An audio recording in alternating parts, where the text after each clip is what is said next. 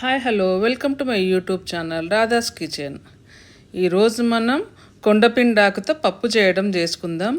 ఈ కొండపిండాకు మనకు కిడ్నీ స్టోన్స్కి వాటికి చాలా మంచిగా పనిచేస్తుంది. ఈ కొండపిండాకు తింటే కిడ్నీలో స్టోన్స్ కూడా కరిగిపోతాయి అంటారు. ముందు కొండపిండాకుని తీసుకొని మొత్తం శుభ్రంగా ఆకు తెంపుకొని పక్కన పెట్టుకోవాలా. ఇట్లా శుభ్రంగా తెంపుకోవాలి.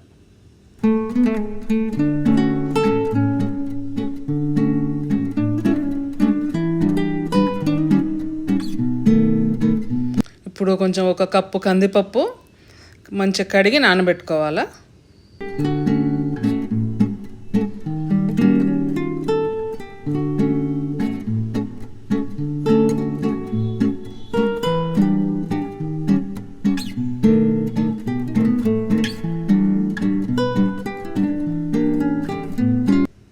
పప్పు నానింది, అందులో కొంచెం ఆయిల్ కూడా వేసుకొని ఇప్పుడు మనం శుభ్రంగా కడిగి పెట్టుకున్న కొండపిండాకు, టమాటో, ఉల్లిపాయ, పచ్చిమిరపకాయలు, కొంచెం పసుపు వేసుకొని మంచిగా ఉడికించుకోవాలి దాన్ని.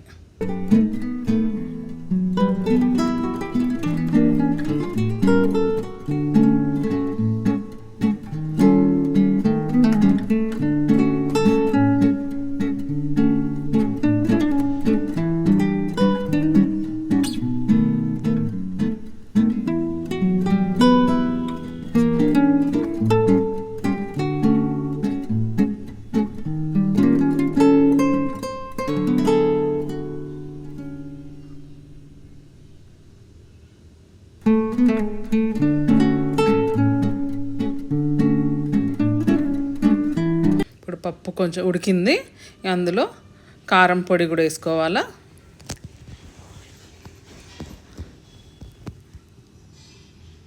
కారం పొడి కూడా వేసుకొని మంచి మూత పెట్టేసి మళ్ళీ ఉడికించుకోవాలా. ఇప్పుడు మొత్తం మంచిగా ఉడికిపోయింది. ఇప్పుడు అందులో చింతపండు పేస్టు, సాల్టు అన్నీ వేసుకొని పప్పుని మెదుపుకొని పక్కన పెట్టుకోవాలి.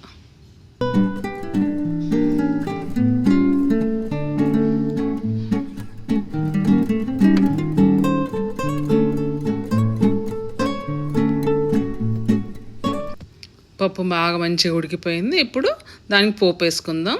స్టవ్ మీద గిన్నె పెట్టుకొని ఆయిల్ పోసుకున్నాక ఆయిల్ వేడైనాక పోపు సామాన్లు ఆవాలు, జీలకర్ర వేసుకొని పోపు వేసుకోవాలి.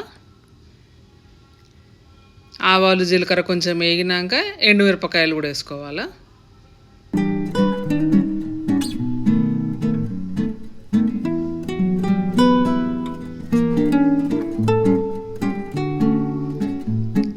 ఇప్పుడు అందులోనే 2-3 ఎల్లిపాయల రెబ్బలు కూడా వేసుకోవాలా.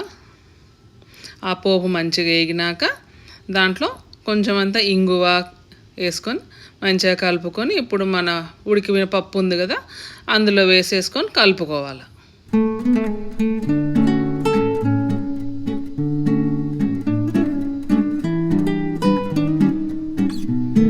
అంతే, పప్పు రెడీ.